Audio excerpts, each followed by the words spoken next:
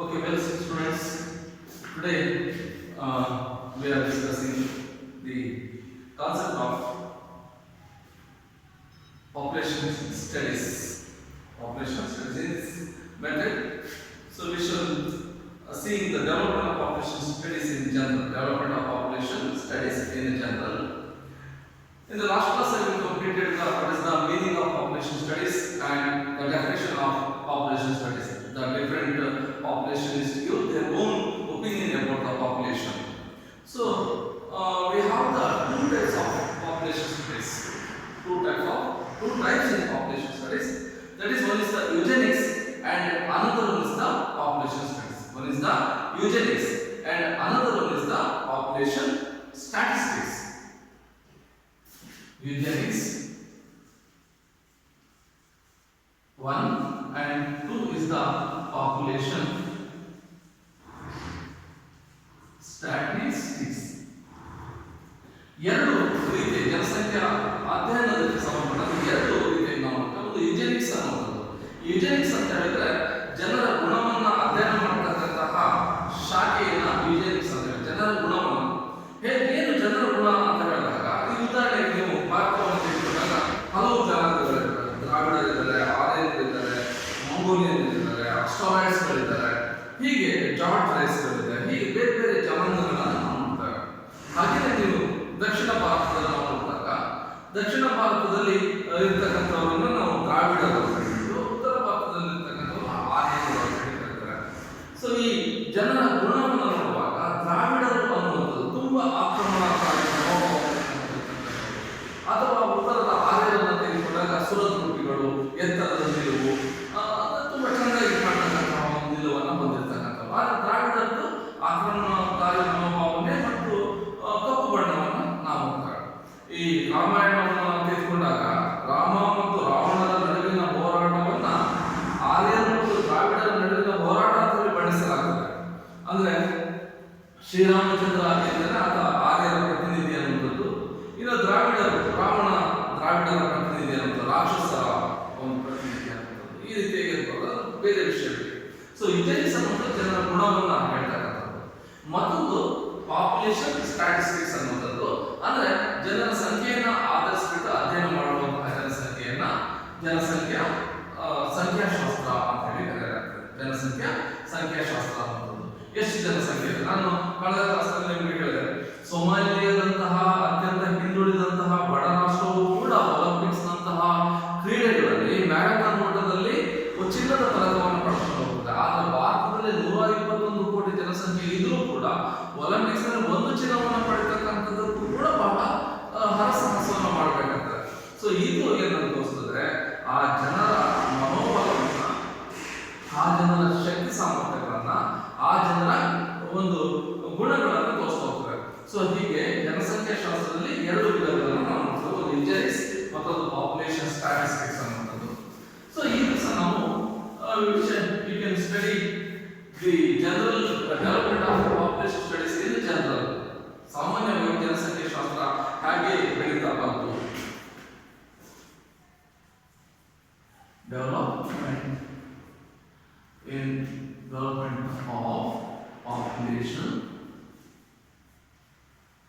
in general. Development of population in general. ಸಾಮಾನ್ಯವಾಗಿ ಜನಸಂಖ್ಯಾ ಶಾಸ್ತ್ರ ಹೇಗೆ ಬೆಳವಣಿಗೆ ಹೊಂದಿತು ಅನ್ನೋದು. ಸೊ ಡೆವಲಪ್ಮೆಂಟ್ ಆಫ್ ಪಾಪ್ಯುಲೇಷನ್ ಭಾರತಕ್ಕೆ ಸಂಬಂಧಪಟ್ಟಂತೆ ಭಾರತದಲ್ಲಿ ಜನಸಂಖ್ಯೆ ಅಧ್ಯಯನ ಅಂತ ಹೇಳಿದ್ರೆ ಬಹಳ ಇತ್ತೀಚಿನ ದಿನಗಳಲ್ಲಿ ನಡೆದು ಬಂದ ಅಥವಾ ಇತ್ತೀಚಿನ ವರ್ಷಗಳಲ್ಲಿ ಈ ಒಂದು ಜನಸಂಖ್ಯೆ ಅಧ್ಯಯನ ನಡೆದು ಅಂತ ಹೇಳಿದ್ರೆ ತಪ್ಪಾಗಲಿಲ್ಲ.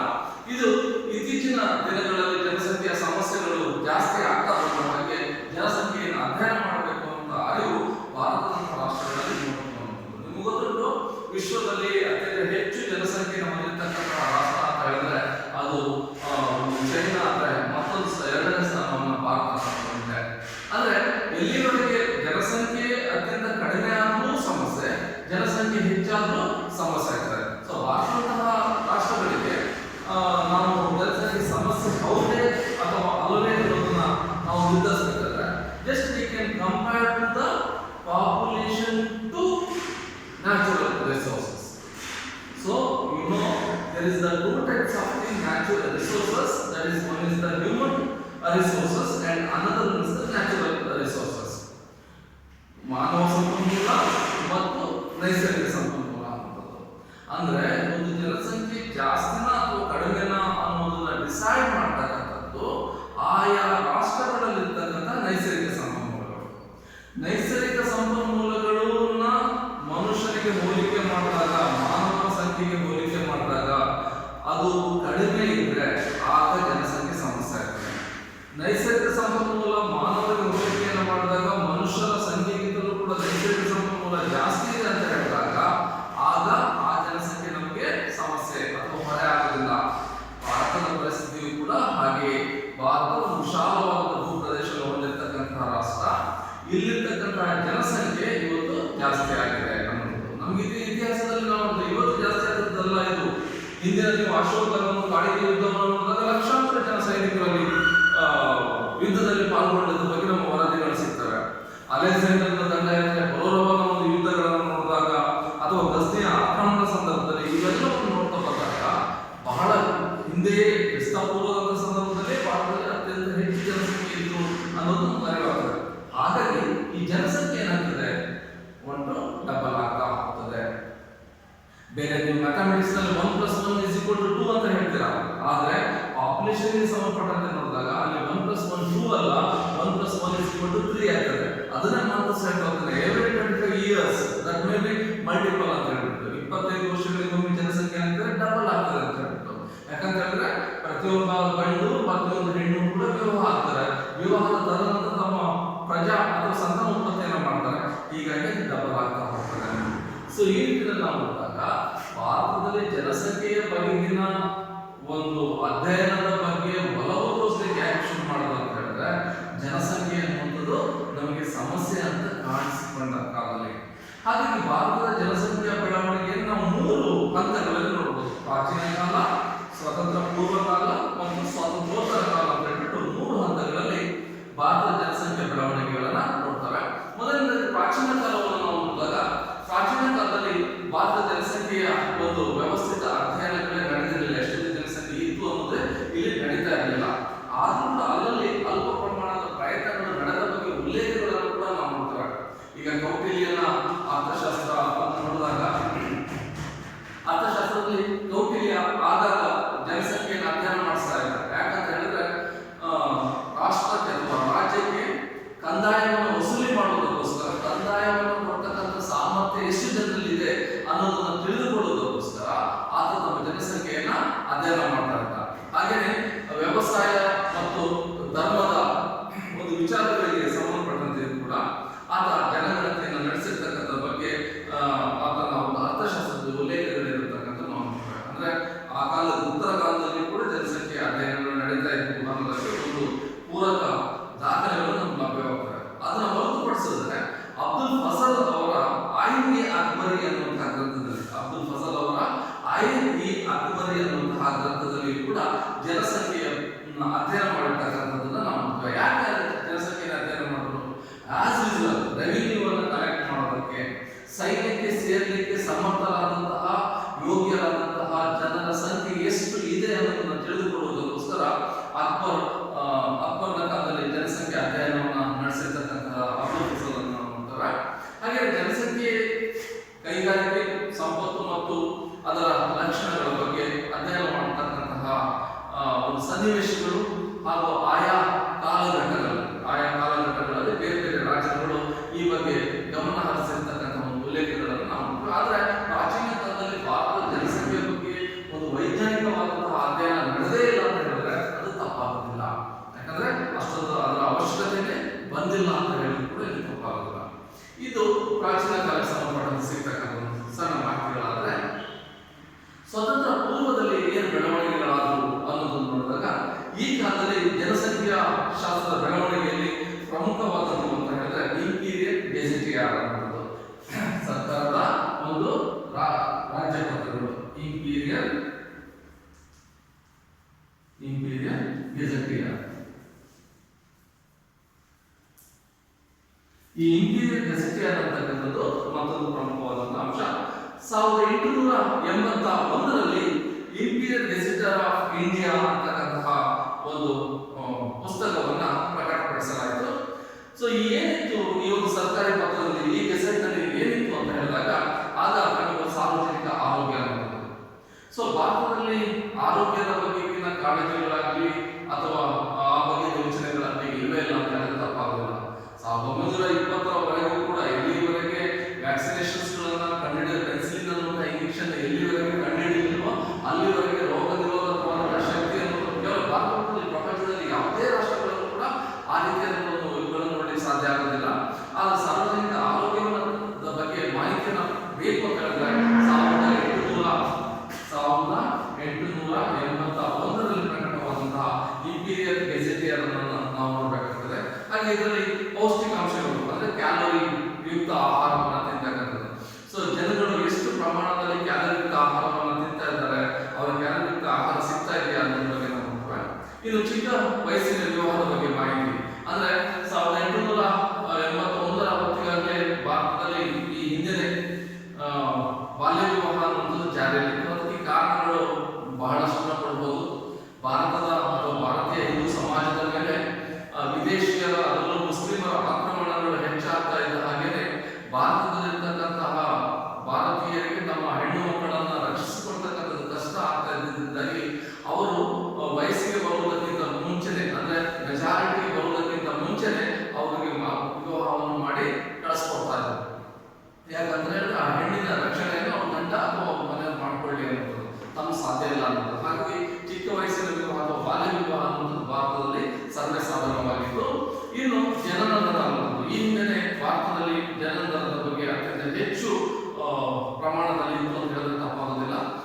ಯಾಕಂದ್ರೆ ಅವರಲ್ಲಿ ಹುಟ್ಟಿದಂತಹ ಮಕ್ಕಳು ಎಲ್ಲವೂ ಕೂಡ ಬದುಕ್ತಾರೆ ಅನ್ನೋದಕ್ಕೆ ಯಾವುದೇ ಗ್ಯಾರಂಟಿಗಳಿರಲಿಲ್ಲ. ಯಾಕಂದ್ರೆ ಹೆಲ್ತ್ ಫೆಸಿಲಿಟಿ ಅನ್ನೋದು ಇಲ್ಲೇ ಇರಲಿಲ್ಲ. ಇಲ್ಲಿ ಒಂದು ಅವೈಜ್ಞಾನಿಕ ರೀತಿಗಳಲ್ಲಿ ನೈಸರ್ಗಿಕವಾಗಿ ಹೆರಿಗೆಗಳು ನಡೀತಾ ಇದ್ವು. ಮಕ್ಕಳು ಬದುಕಿದ್ರು, ಸತ್ತರೆ ಸತ್ರು, ಅಥವಾ ತಾಯಿನ ಬದುಕಿದ್ರು, ಅವರು ಅದೃಷ್ಟ ಚೆನ್ನಾಗಿದ್ರೆ ಬದುಕಿದ್ರಿಂದ ಸಾವನ್ನಪ್ತಾ ಇದ್ರು. ಒಂದು ಅವೈಜ್ಞಾನಿಕ ರೀತಿಯಲ್ಲಿ. ಹಾಗಾಗಿ ಹೆಚ್ಚು ಮಕ್ಕಳನ್ನ ಪಡಿತಕ್ಕಂಥ, ಹುಟ್ಟಿದಂಥ ಮಕ್ಕಳು ಎಲ್ಲ ಬದುಕ್ತಾರೆ ಅಂತ ಗ್ಯಾರಂಟಿ ಇಲ್ಲದೆ ಇರೋದ್ರಿಂದಾಗಿ ಹೆಚ್ಚು ಮಕ್ಕಳನ್ನ ಪಡಿತಾ ಇದ್ರು. ಹಾಗೇನೆ ಗ್ರಾಮ ಮತ್ತು ನಗರಗಳಿನ ಜನನ ಮತ್ತು ಮರಣ ದರ, ಆಗ ಗ್ರಾಮೀಣ ಪ್ರದೇಶ ಮತ್ತು ನಗರ ಪ್ರದೇಶಗಳ ಬಗ್ಗೆ ಯಾವುದೇ ಹೆಚ್ಚಿನ ವ್ಯತ್ಯಾಸಗಳಿರಲಿಲ್ಲ. ಯಾಕಂತಂದ್ರೆ 1881ನೇ ಈಗ ಅಂತ ಹೇಳಿದ್ರೆ ಆ ಸಂದರ್ಭದಲ್ಲಿ ಆಗತಾನೆ ಕೈಗಾರಿಕರಣ ಶುರುವಾಗಿತ್ತು. ಇಂಗ್ಲೆಂಡಿನ ಒಂದು ವಸಾಹತುವಾಗಿ ಭಾರತ ಇದ್ದಿದ್ದಾಗಿ ಇಂಗ್ಲೆಂಡಿನಲ್ಲಿ ಏನೇ ಬೆಳವಣಿಗೆಗಳಾದರೂ ಕೂಡ ಅದರ ಪರಿಣಾಮ ಭಾರತದ ಮೇಲೆ ಆಗ್ತಾ ಇತ್ತು. ಭಾರತದಲ್ಲೂ ಕೂಡ ಕೈಗಾರಿಕರಣ ಅನ್ನೋದು ಪ್ರಾರಂಭವಾಗಿತ್ತು. ಕೈಗಾರಿಕೆಗಳು ಪ್ರಾರಂಭವಾಗಿದ್ದವು. ಗೃಹ ಕೈಗಾರಿಕೆಗಳು ನಿಧಾನಕ್ಕೆ ನಾಶವಾಗಲಿಕ್ಕೆ ಶುರುವಾಗಿದ್ದವು. ಸೊ ಇದರ ಪರಿಣಾಮವಾಗಿ ಗ್ರಾಮ ನಗರಗಳಲ್ಲಿ ಜನನ ಮತ್ತು ಮರಣ ದರದಲ್ಲಿ ಒಂದು ಕೊಂಚ ವ್ಯತ್ಯಾಸಗಳನ್ನು ನಾವು ನೋಡ್ಕೊಳ್ತೇವೆ. ಇನ್ನು ಶಿಶು ಮರಣಕ್ಕೆ ಕಾರಣಗಳನ್ನು ಹುಡುಕ್ತಾ ಬಂದಾಗ ನಾನು ಆಗಲೇ ಹೇಳಿದೆ, ಇಲ್ಲಿ ಯಾವುದೇ ವೈಜ್ಞಾನಿಕವಾದಂತಹ ಔಷಧಗಳಾಗಲಿ, ವೈದ್ಯಕೀಯ ಉಪಚಾರಗಳಾಗಲಿ ಅಥವಾ ಆಸ್ಪತ್ರೆಗಳಾಗಲಿ, ನರ್ಸ್ಗಳಾಗಲಿ ಯಾವುದೂ ಕೂಡ ಇರ್ತಾ ಇರಲಿಲ್ಲ. ಸೊ ಪರಿಣಾಮ ಏನಾಯ್ತು ಅಂತ ಹೇಳಿದ್ರೆ, ಹುಡ್ತಕ್ಕಂಥ ಮಗು ಆರೋಗ್ಯಯುತವಾಗಿದ್ರೆ, ಅದರ ಆಯುಷ್ಯ ಗಟ್ಟಿ ಇದ್ರೆ, ಅದು ಅದರ ಹಣಕಾಸು ಚೆನ್ನಾಗಿದ್ರೆ ಅದು ಉಳಿತಾ ಇತ್ತು. ಇಲ್ಲ ಅಂತಂದ್ರೆ ಏನಾದ್ರು ಕಾಯಿಲೆ ಸತ್ತೋಗ್ತಿತ್ತು.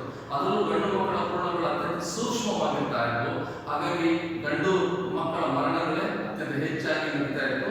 ಹೆಣ್ಣು ಮಕ್ಕಳ ಮರಣಗಳು ಸಾಧಾರಣ ಮಟ್ಟಕ್ಕೆ ಗಂಡು ಮಕ್ಕಳಿಗೆ ಹೋಲಿಕೆ ಮಾಡಿದ್ರೆ ಕಡಿಮೆ ಅಂತಾನೆ ಹೇಳ್ಬೋದು. ಇನ್ನು ವಿವಾಹಕ್ಕೆ ಸಂಬಂಧಪಟ್ಟಂತೆ ಬಾಲ್ಯ ವಿವಾಹ ಅನ್ನುವಂಥದ್ದು ಮತ್ತು ಬಹುಪತ್ನಿತ್ವ ಅನ್ನುವಂಥದ್ದು ಜಾರಿಯಲ್ಲಿದ್ದಂಥದ್ದು.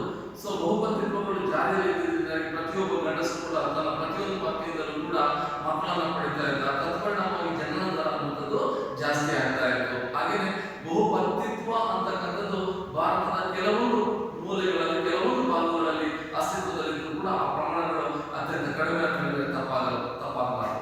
ಸೊ ಇಂತಹ ಹಲವಾರು ವಿಷಯಗಳ ಬಗ್ಗೆ ನಮಗೆ ಇಂಪೀರಿಯಲ್ ಗೆಜೆಟಿಯರ್ನಲ್ಲಿ ಮಾಹಿತಿಗಳು ಲಭ್ಯವಾಗ್ತಾ ಹೋಗ್ತವೆ. ಈ ಗೆಜೆಟಿಯರ್ ಭಾರತದ ಜನಸಂಖ್ಯೆ ಮತ್ತು ಸಂಸ್ಕೃತಿಯನ್ನು ಕುರಿತಾದಂತಹ ಒಂದು ಅಧಿಕಾರಿಕ ಹಾಗೂ ಸಮಗ್ರವಾದಂತಹ ಅಧ್ಯಯನ ಅಂತ ಹೇಳ್ಬೋದು. ಯಾಕಂದ್ರೆ ಅದೊಂದು ಸರ್ಕಾರ ಹೊರಡಿಸಿರ್ತಕ್ಕಂತಹ ಒಂದು ಕರಡು ಪ್ರತಿಯಾಗಿರುವುದಾಗಿ ಅದನ್ನು ನಾವು ಒಪ್ಪಿಕೊಳ್ಳಬಹುದಾಗಿದೆ. ಇನ್ನು ಇಲ್ಲಿ ಭಾರತದಲ್ಲಿ ನಾವು ನೋಡ್ತಾ ಬಂದಾಗ ಬ್ರಿಟಿಷರ ಆಡಳಿತಾವಧಿಯಲ್ಲಿ ಮೊಟ್ಟ ಮೊದಲ 1812ರಲ್ಲಿ ಮೊದಲ ಜನಗಣತಿ ಪ್ರಾರಂಭವಾಯಿತು ಇರ್ತಕ್ಕಂಥದ್ದು. ಆದರೆ ನಮಗೆ ಅಧಿಕೃತವಾಗಿ ಸಿಕ್ಕಿರ್ತಕ್ಕಂಥ 1881ರಲ್ಲಿ ಮೊದಲ ಜನಗಣತಿ ಪ್ರಾರಂಭವಾಯಿತು. ತದನಂತರದಲ್ಲಿ ಪ್ರತಿ 10 ವರ್ಷಗಳಿಗೊಮ್ಮೆ ಜನಗಣತಿಯನ್ನು ಮಾಡ್ತಾರೆ. 1901ರ ಜನಗಣತಿಯ ಮೂಲಕ ಇಂದಿನವರೆಗೂ ಕೂಡ ನಮಗೆ ನಿಖರವಾದಂತಹ ಮಾಹಿತಿಗಳು ಲಭ್ಯ ಆಗ್ತಾ ಇದೆ. ಸೊ ಹಾಗಾಗಿ ಬ್ರಿಟಿಷ್ ಆಡಳಿತ ಅವಧಿಯಲ್ಲಿ 1812ರಲ್ಲಿ ಜನಗಣತಿ ಪ್ರಾರಂಭವಾಯಿತು. ಈ ಜನಗಣತಿಯಲ್ಲಿ ಜನಗಳ ಬಗ್ಗೆ ಸಮಗ್ರವಾದಂತಹ ಮಾಹಿತಿಗಳನ್ನು ಕಲೆ ಹಾಕುವಂತಹ ಒಂದು ವೈಜ್ಞಾನಿಕ ವಿಧಾನಗಳು ಶುರುವಾದವು. ಇಲ್ಲಿ ಹಲವು ಪ್ರಶ್ನೆಗಳನ್ನ ಜನಗಣತಿ ಅಂದರೆ ಇವತ್ತು ನಾವು ರಿಜಿಸ್ಟರ್ ಜನರಲ್ ಆಫ್ ಪಾಪ್ಯುಲೇಷನ್ ಅಂತ ಹೇಳಿ ಕರಿತೇವಲ್ಲ, ಆ ಒಂದು ಸಂಸ್ಥೆಗಳ ಮೂಲಕ ಜನಗಣತಿಯನ್ನ ನಡೆಸಲಾಗಿದೆ. ಈ ಜನಗಣತಿಯ ಆಧಾರದ ಮೇಲೆ ಜನರ ವಯೋರಚನೆಯನ್ನು ಮತ್ತು ಜೀವನ ಪಟ್ಟಿಯನ್ನು ತಯಾರಿಸಲಾಗಿದೆ. ವಯೋರಚನೆ ಅಂತ ಹೇಳ್ಬಿಟ್ಟು ಏಜ್ ಸ್ಟ್ರಕ್ಚರ್ ಅಥವಾ ವಯೋರಚನೆ ಅನ್ನೋದನ್ನ ಅಧ್ಯಯನ ಮಾಡಲಾಗುತ್ತದೆ. ಸೊ ನಾನು ಕಳೆದ ಕ್ಲಾಸ್ನಲ್ಲಿ ಏಜ್ ಸ್ಟ್ರಕ್ಚರ್ ಅಂತ ಹೇಳಿದಾಗ ಇಡೀ ವಯಸ್ಸಿನ ಆಧಾರದ ಮೇಲೆ ಇಡೀ ಭಾರತದ ಜನಸಂಖ್ಯೆಯನ್ನು ಸುಮಾರು 5 ಗುಂಪುಗಳನ್ನಾಗಿ ಮಾಡತಕ್ಕಂಥದ್ದು. 0 ರಿಂದ 4 ವರ್ಷ, 5 ರಿಂದ 14 ವರ್ಷ, 15 ರಿಂದ 44 ವರ್ಷ, 45 ರಿಂದ 60 ವರ್ಷ, 60 ಪ್ಲಸ್ ಎಬವ್ ಅನ್ನುವಂಥದ್ದು, 60 plus or 60 above years. So ಹೀಗೆ ಸುಮಾರು 5 ಗುಂಪುಗಳನ್ನು ವಯೋರಚನೆಯಲ್ಲಿ ಮಾಡಲಾಗುತ್ತದೆ. ಇದರ ಆಧಾರದ ಮೇಲೆ ಜೀವನ ಪಟ್ಟಿ ಅಂದ್ರೆ ಗರಿಷ್ಠ ಎಷ್ಟು ವರ್ಷಗಳ ಕಾಲ ಮನುಷ್ಯರು ಬದುಕ್ತಾರೆ, ಭಾರತದಲ್ಲಿ ಗರಿಷ್ಠ ಎಷ್ಟು ಜನ ಬದುಕಬಹುದು. ಸೊ ಈ ಅಂಕಿಅಂಶಗಳಾದ ಮೂಲಕ 1901ರ ಜನಗಣತಿಯ ಪ್ರಕಾರ ಭಾರತೀಯನ ಸರಾಸರಿ ವಯಸ್ಸು ಬದುಕುವ ವಯಸ್ಸು ಕೇವಲ 25 ಇಯರ್ಸ್. ಅಂದ್ರೆ ನೀವು ಯಾವುದೋ ಒಂದು ವಸ್ತುವನ್ನು ತೆಗೆದುಕೊಂಡಾಗ ಗ್ಯಾರಂಟಿ ಅಂತ ಹೇಳಿ ಕೊಡ್ತಾರೆ. ಮೊಬೈಲ್ ತೆಗೆದುಕೊಳ್ಳಿ, ಟಿವಿ ತೆಗೆದುಕೊಳ್ಳಿ, ಯಾವುದೇ ಎಲೆಕ್ಟ್ರಾನಿಕ್ ವಸ್ತು ತೆಗೆದುಕೊಳ್ಳಿ. So 1 year guarantee, 6 months guarantee, ಆಮೇಲೆ 2 ಇಯರ್ಸ್ ವಾರಂಟಿ ಅಂತ. ಹಾಗೇನೆ 25 ಇಯರ್ಸ್ ಅಂತಂದ್ರೆ ಭಾರತೀಯರೆಲ್ಲರೂ ಕೂಡ 25 ವರ್ಷಕ್ಕೆ ಮರಣ ಹೊಂದ್ತಾ ಇರಲಿಲ್ಲ. ಬದಲಾಗಿ ಅವರು ಕೂಡ 100-110 ವರ್ಷಗಳ ತನಕ ಬದುಕ್ತಾ ಇದ್ರು. ಆದ್ರೆ ಗರಿಷ್ಠ ಬದುಕುವ ಅವಧಿ ಅಂತಂದ್ರೆ ಕೇವಲ 25 ವರ್ಷ ಮಾತ್ರ. ಸೊ ಪ್ರಸ್ತುತ ಈ ಪ್ರಮಾಣ ಸುಮಾರು 67 ವರ್ಷಗಳು. ಇವತ್ತು ಒಬ್ಬ ಮನುಷ್ಯ ಬದುಕುತ್ತದೆ ಅಂತ ಹೇಳಿದ್ರೆ ಅವನು 67 ವರ್ಷಗಳ ಕಾಲ ಬದುಕ್ತಾನೆ ಅಂತ ಹೇಳ್ಬಿಟ್ಟು ಯೋಚನೆ ಮಾಡ್ತಾರೆ. ಸೊ ಹಾಗಾಗಿ 1872ರಿಂದ 1941ರ ಜನಗಣತಿಯ ಆಧಾರದ ಮೇಲೆ ಈ ಕಿಂಗ್ಸ್ಲೆ ಡೇವಿಸ್ ಅವರ the population of India and Pakistan ಅಂತಹ ಒಂದು ಮಹಾನ್ ಗ್ರಂಥವನ್ನ ರಚಿಸ್ತಾರೆ. ಕಿಂಗ್ಸ್ಲೆ ಡೇವಿಸ್ ಅವರು ದಿ ಪಾಪ್ಯುಲೇಷನ್ ಆಫ್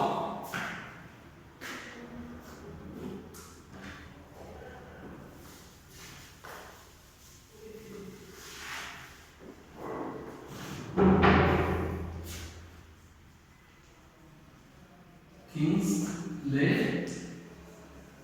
ಡೇವಿಸ್ ಇವರು